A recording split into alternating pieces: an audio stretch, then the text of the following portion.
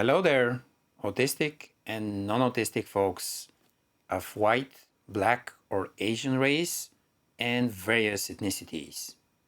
Today's topic is about autism by gender, race, ethnicity, and religion. Let's dive in. As I already talked about in the previous videos, autism diagnosis prevails in boys. However, there has recently been a shift in understanding how autism expresses itself. Thus, more and more girls and adult women and adults in general are getting their diagnosis. There has also been a disparity between diagnoses in different races. It used to be accepted by the medical community that autism is predominantly male and predominantly white condition.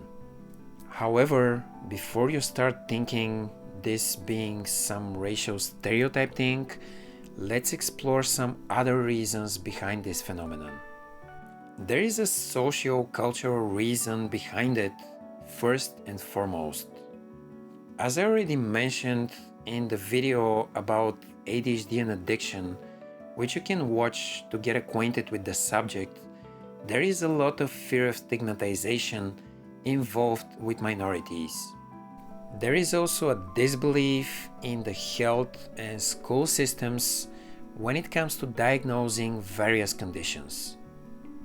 Except for cultural factors, religion can often play a role in underdiagnosing autism and other neurodivergent conditions.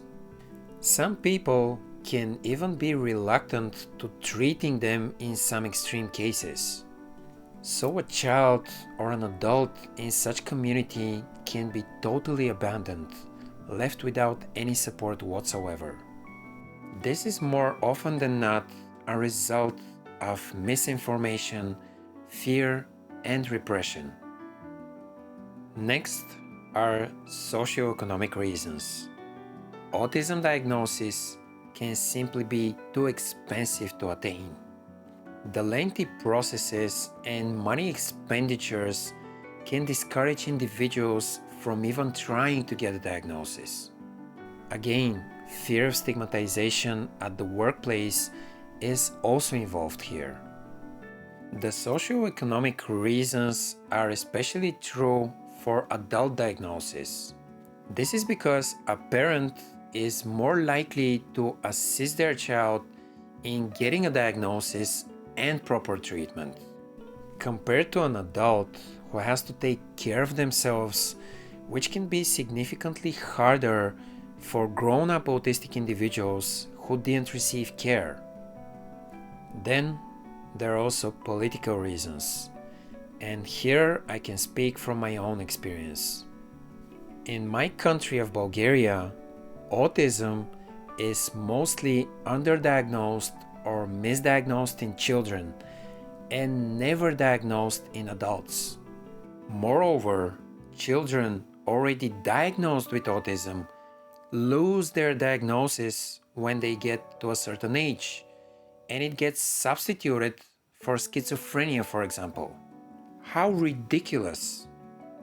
Due to lack of openness for the real number of autistic individuals in the country, numbers are kept under the radar, and the treatment for such people is from inadequate to non-existent at all.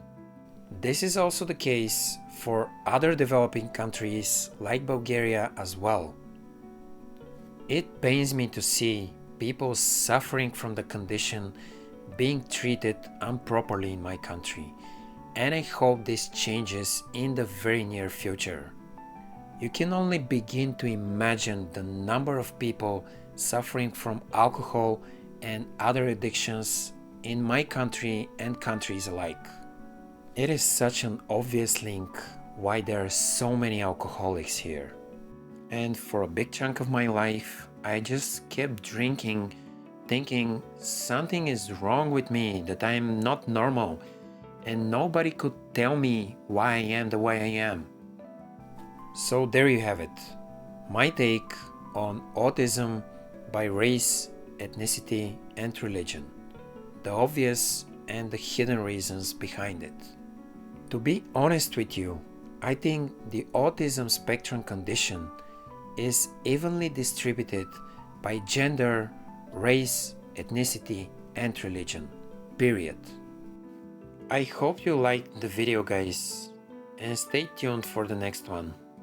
And until then, may peace be with you.